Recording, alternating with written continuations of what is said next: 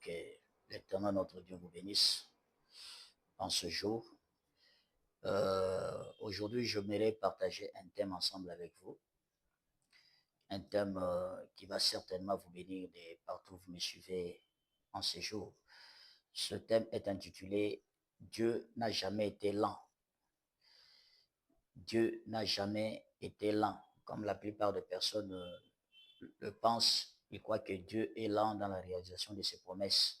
La parole de Dieu nous dit dans 2 Pierre chapitre 3 verset 9, la Bible dit, le Seigneur ne tarde pas dans l'accomplissement de la promesse, comme quelques-uns le croient, mais il use de patience envers vous, ne voulant pas qu'aucun périsse, mais voulant que tous arrivent à la repentance.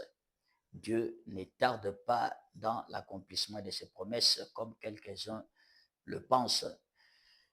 Beaucoup de croyants pensent parfois que Dieu est lent à répondre à leurs prières. Beaucoup de croyants pensent que parfois Dieu tarde dans l'accomplissement de ses promesses. Or, en réalité, ce n'est pas du tout ça. Cependant, la Bible enseigne que Dieu n'est jamais en retard. Il agit toujours au bon moment. Son timing est parfait, même si nous avons du mal parfois à le comprendre. La Bible dit dans Ecclésiaste chapitre 3 verset 1, la Bible dit, il y a un temps pour tout, un temps pour toutes choses sous les cieux. Vous qui me suivez à l'instant, j'aimerais vous dire qu'il y a un temps pour tout, il y a un temps pour toutes choses ici sous les cieux, comme la Bible le dit. Dieu fonctionne selon ses propres temps et raisons, qui sont toujours parfaits. Il n'anticipe pas et ne retarde pas, mais celui-ci agit exactement au bon moment. Exemple, Jésus. Jésus est venu lorsque les temps ont été accomplis.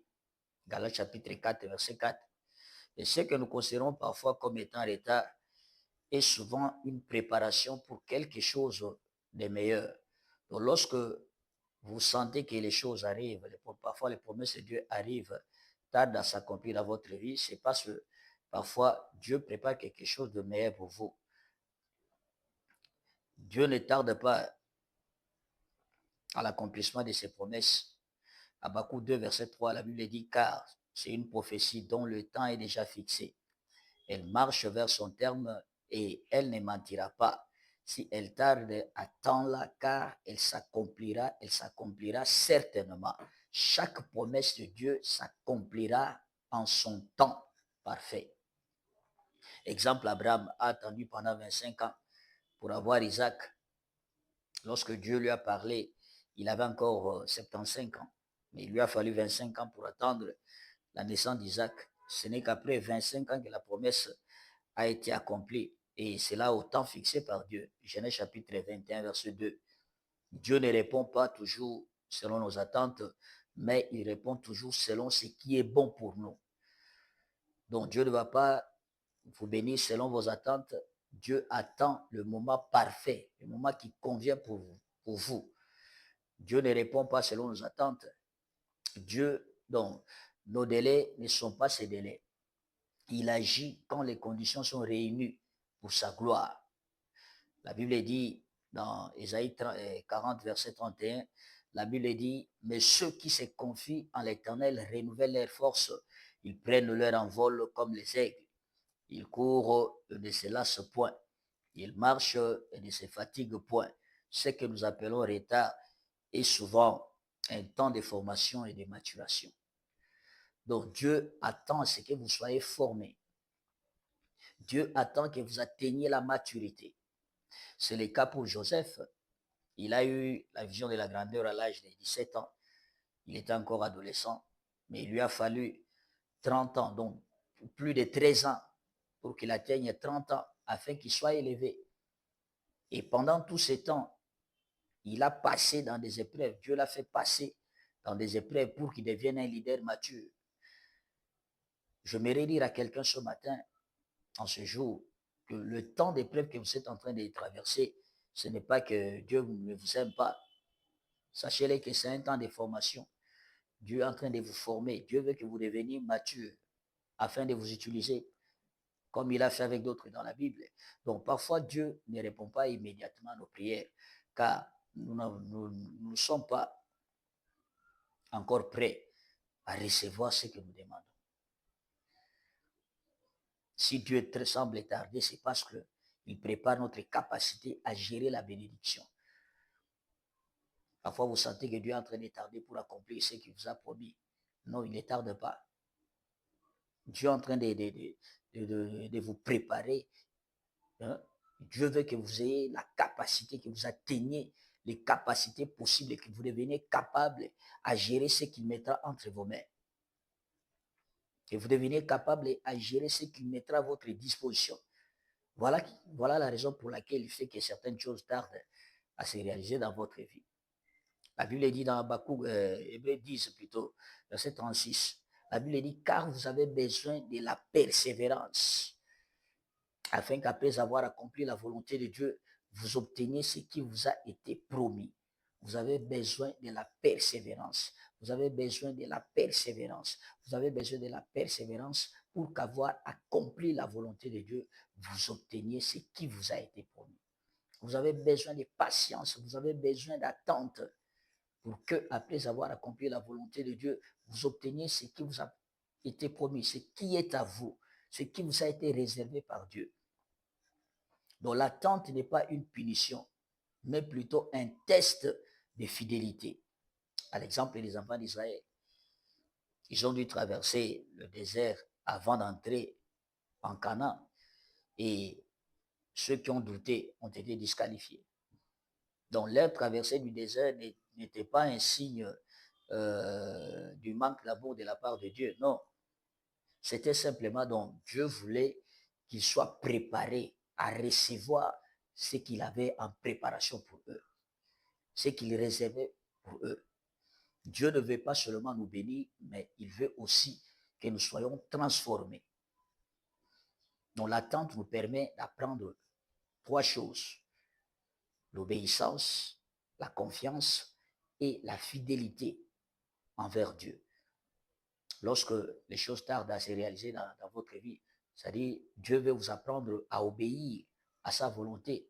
Dieu veut vous apprendre à vous confier en lui. Il y a de ceux-là qui ont du mal à se confier en Dieu lorsqu'ils font face à des épreuves.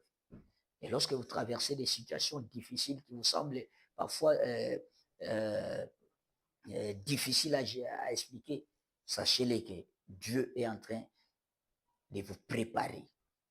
Il veut vous apprendre l'obéissance, il veut vous apprendre de la confiance en lui, il veut vous apprendre à demeurer fidèle envers lui, quel que soit ce à quoi vous faites face. Alors, comment rester ferme alors que vous attendez l'intervention de Dieu dans votre vie? Que faire pour que vous restiez ferme pendant que vous attendez l'intervention de Dieu dans votre vie? La première des choses que vous devez faire, c'est quoi? C'est vous engager dans la prière et la louange. Vous engager à un style de vie de prière et de louange, comme c'était le cas pour Paul et Silas en prison, dans Actes chapitre 16, verset 25 à 26.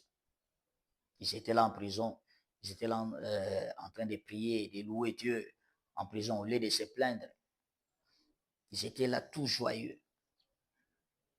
Nulle part la Bible nous montre qu'ils s'étaient plaints de ce qui leur était arrivé. Non, ils étaient là en train de louer Dieu. Et comme résultat, Dieu a agi miraculeusement. La Bible dit, au milieu de la nuit, ils ont été libérés. Les chaînes avec lesquelles on les avait liés ont été brisées. Et Dieu les a libérés de la prison. Dieu est capable de vous libérer de cette prison dans laquelle votre vie se retrouve, mais à condition que, au sein de cette prison, que vous appreniez à prier. Ne vous découragez pas. Priez. Apprenez à le louer. Alors que vous êtes encore, vous vous retrouvez encore dans cette prison. Voilà ce que Dieu fait. Donc, louer et prier nous garde concentrés sur Dieu plutôt que sur nos problèmes. Concentrez-vous sur Dieu. Concentrez-vous sur Dieu. Concentrez-vous à sa fidélité. C'est un Dieu fidèle. Il n'abandonne jamais les siens.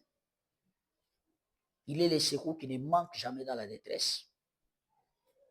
Son secours arrive toujours au temps opportun. Comment demeurer ferme alors que vous attendez l'intervention de Dieu? Deuxièmement, vous devez, donc c'est par la prière et les déclarations, les promesses de Dieu.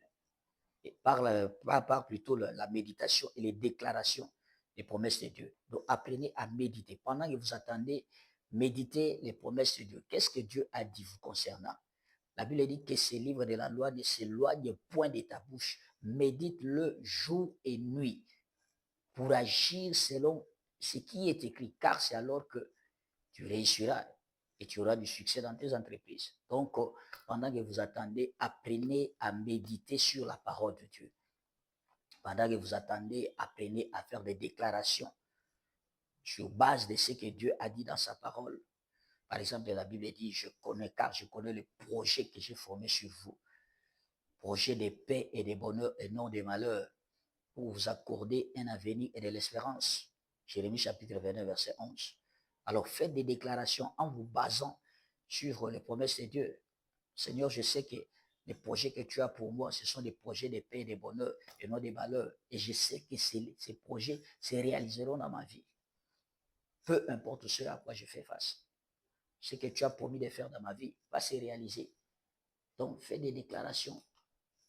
Fais des déclarations de foi, des déclarations audacieuses concernant ce que Dieu a dit. La troisième chose à faire pendant que vous attendez l'intervention de Dieu, donc, c'est quoi? Comment rester ferme alors que vous attendez l'intervention de Dieu? Il faut s'engager à servir Dieu. Engagez-vous à servir Dieu. La Bible dit dans Matthieu chapitre 6, verset 33, la Bible dit, cherchez premièrement le royaume et la justice de Dieu. Et toutes ces choses vous seront ajoutées par-dessus tout. Vous savez, il y a beaucoup de gens, lorsqu'ils traversent des difficultés, des défis, il leur arrive des fois à se décourager facilement et abandonner parfois servir Dieu. Il y a de ceux-là qui arrêtent même de venir à l'église. Pourquoi? Simplement parce qu'ils font face à des difficultés, à des défis qui les surpassent, qui surpassent leur entendement. Alors que pendant que vous traversez des défis, c'est le vrai moment auquel vous devez vous confier à Dieu.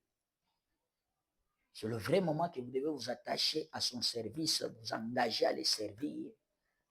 C'est le vrai moment dont vous devez augmenter le tempo de votre service.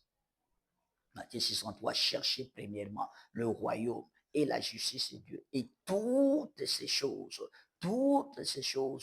notre Père dans la foi, l'évêque David Oyedepo a l'habitude de dire les choses pour lesquelles le monde se bat à avoir. Les choses pour lesquelles le monde se bat à avoir, toutes ces choses vous seront ajoutées par-dessus tout. Ces choses vous seront ajoutées par-dessus tout. Donc lorsque vous privilégiez le royaume des cieux, Dieu fera en sorte que tout ce pourquoi les autres se battent à avoir, que ce soit le travail, que ce soit la promotion, que ce soit le mariage, que ce soit les finances, que ce soit les voyages, tout ce pourquoi le monde se bat à avoir, sera donné, sera jeté par-dessus tout. Donc, servez Dieu activement alors que vous attendez sa réponse. Ce n'est pas en restant inactif qu'on accélère l'intervention divine, mais en cherchant d'abord son royaume. Cherchez d'abord le royaume. Cherchez d'abord le royaume. Cherchez d'abord le royaume. Peu importe ce à quoi vous faites face, apprenez à chercher d'abord, à privilégier d'abord son royaume. Et dans la Bible, nous avons les exemples de certaines personnes qui se sont données à Dieu. Nous avons des exemples bibliques qui prouvent que Dieu n'est jamais lent. Dieu n'est jamais en retard. Nous avons l'exemple, par exemple, l'exemple de Noé. Noé, Dieu lui a dit de construire l'arche. Et même si cela a pris du temps. D'ailleurs, pendant qu'il construisait, il y avait des gens qui se moquaient de lui. Peut-être vous aussi, tel que vous êtes là, alors que vous attendez la promesse de Dieu, alors que vous attendez votre voyage, il y a des gens qui se moquent de vous. Il y a des gens qui se moquent de vous. Dans votre famille, il y a des gens qui se moquent de vous. Parfois, vos amis sont en train de se moquer de vous. Mais cela ne doit pas vous décourager. Vous devez continuer à persévérer. Noé a persévéré dans son attente. Même si cela a pris du temps, Noé a persévéré. Et le jour est venu où le déluge a été manifesté. Il a attendu pour que le déluge arrive. Il a attendu patiemment. Genèse 7, verset 11. Et ceux-là qui s'est moqué de lui ont pleuré le jour du déluge. Ils commençaient à crier, Noé, ouvre-nous, ouvre-nous. C'était déjà tard. Continuez à attendre, même si ça tarde. Dieu n'est jamais lent. Dieu n'est jamais lent. Dieu n'a jamais été lent.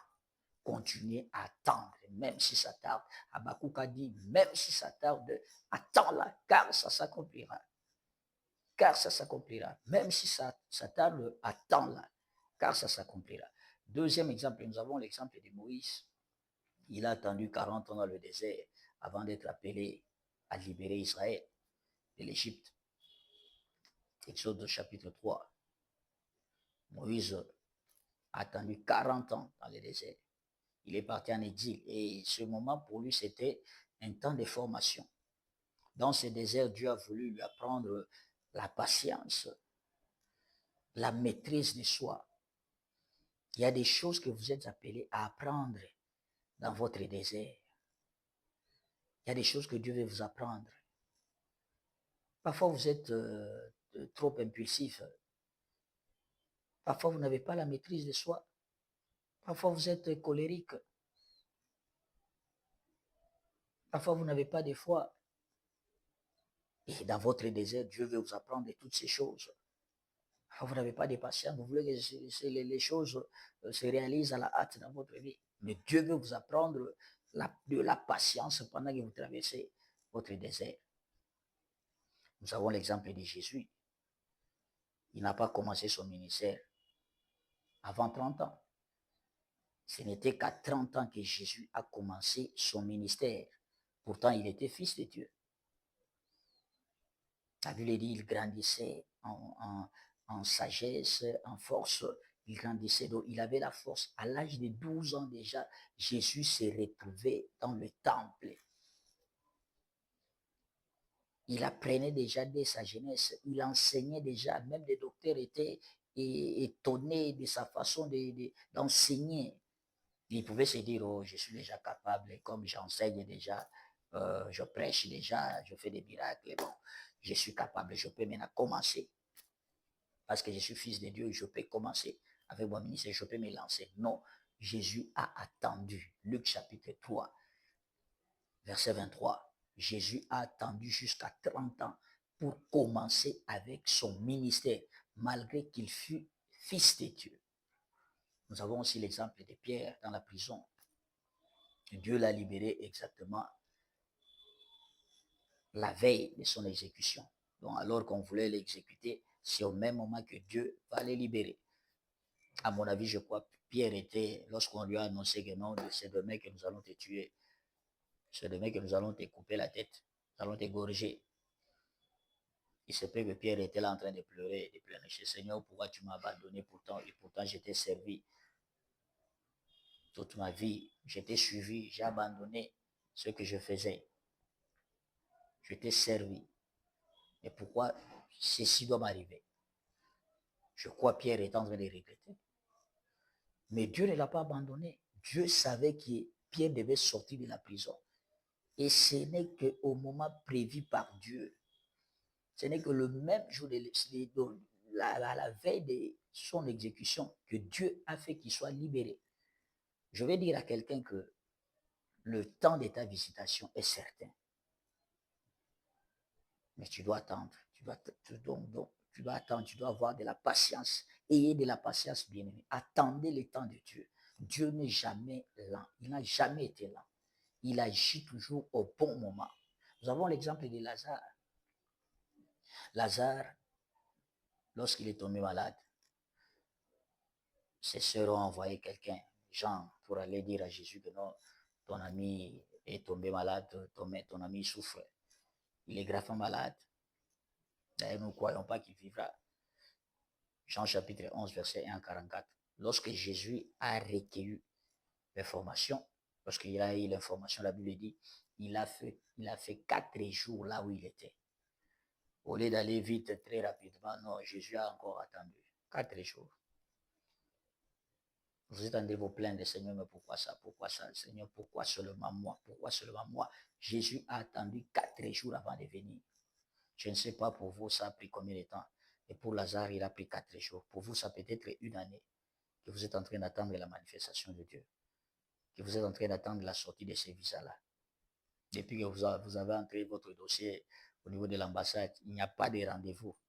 Il n'y a pas d'annonce de rendez-vous. Depuis que vous avez entré ces dossiers dans cette société-là, il n'y a pas de suite.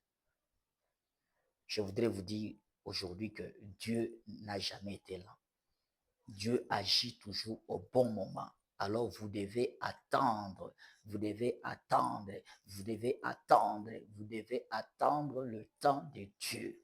Le timing de Dieu a toujours été le bon timing. Jésus n'a pas été, donc Jésus n'est pas parti directement pour aller guérir Lazare. Parce qu'il savait qu'il fallait que quelque chose de plus grand soit manifesté pour que la gloire de Dieu soit aussi manifestée. J'aimerais dire à quelqu'un aujourd'hui que le temps qu'a pris votre visitation, c'est parce que Dieu veut faire dans votre vie. Il veut réaliser quelque chose de plus grandiose, de plus grand. Voilà pourquoi cela a pris assez de temps. Vous devez savoir que plus la guerre est grande, plus la victoire aussi sera grande. C'est ça que quelqu'un doit savoir en ce jour. Plus vos batailles sont grandes, plus votre victoire aussi sera grande. Donc Jésus a attendu pendant 4 jours pour manifester une gloire plus grande en ressuscitant Lazare. Et c'était ça ce qui a été fait. Lorsque Jésus est arrivé, ses sœurs lui ont dit, oh, tu es arrivé en retard. Il est déjà mort. Si tu étais là, notre frère n'allait pas mourir. Jésus savait que Lazare n'était pas mort. Jésus savait qu'il va le ressusciter. Il va lui rendre la vie. Et Lazare a été ressuscité au 4e jour. Au 4e jour, après sa mort, il sentait déjà. Il sentait déjà. Ce qui compte pour Dieu, ce n'est pas combien de temps votre visitation a pris, combien de temps cela tarde à s'accomplir. Ce qui importe pour Dieu, c'est son timing. Il agit selon son timing et non selon notre timing. C'est ce que vous devez savoir. Donc Dieu n'a jamais été là. Dieu sait exactement quand agir pour que son nom soit glorifié dans votre vie. Il sait exactement quand agir. Alors pour conclure, sachez-le que Dieu n'est jamais lent. Il est toujours précis et agit selon son calendrier parfait. Si nous pensons qu'il tarde, c'est souvent parce que nous ne comprenons pas ses voies. D'ailleurs, la Bible dit, ses voies sont trop élevées par rapport aux nôtres, à nos voies. Vous ne pouvez pas comprendre les voies de Dieu. Ses pensées sont trop élevées.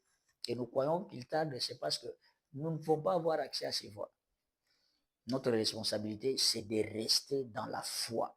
Rester dans la foi, demeurer dans la foi, continuer à les servir, demeurer dans la persévérance, persévérer, peu importe ce à quoi vous faites face. Le message final, c'est que Dieu est fidèle. Et ce qu'il a promis, il l'accomplira en son temps parfait. Il est fidèle. Il est fidèle. L'apôtre Paul dit, celui qui m'a appelé est fidèle. Il le fera. 1 Thessaloniciens 5, verset 24. Celui qui a fait la promesse est fidèle. Et il va le faire, il va l'accomplir, quel que soit le temps que cela pourra prendre. Parce qu'il a fait la promesse, il ne ment jamais, il n'est pas le fils d'un homme pour mentir, il n'est pas l'homme pour mentir, il n'est pas le fils d'un homme pour se repentir. Ce qu'il dit, il le fait. Alors nous allons prier Dieu. Nous allons prier Dieu. Tu vas dire à Dieu, Seigneur, je crois que tu es fidèle et que tu n'es jamais en retard. Je crois que tu es fidèle et que tu n'es jamais en retard. Je choisis aujourd'hui de te faire confiance. J'ai choisi de te faire confiance, de patienter dans la foi et de persévérer dans le service. Je sais que tu agiras en ton temps parfait pour ta gloire. Amen. Que le Seigneur Dieu vous bénisse abondamment. Puisse cette exhortation fortifier votre foi. Donc, sachez-le que Dieu n'est jamais lent. Il n'a jamais été lent. Il agit. Et c'est là, au moment opportun, votre bénédiction arrive. Cette année, vous ne manquerez pas de voir la main puissante de Dieu agir dans votre vie. Ce mois-ci, vous ne manquerez pas d'expérimenter la visitation de Dieu. Tout ce qui a tardé, je libère la puissance des anges. Je libère les anges de Dieu à l'œuvre pour qu'ils aillent, qu'ils entrent en action. Ils bougent vos dossiers partout où ils sont. Qu'ils accordent la vitesse divine. Que tout blocage tombe au nom de Jésus-Christ. Demeurez bénis. Et à la prochaine. Merci.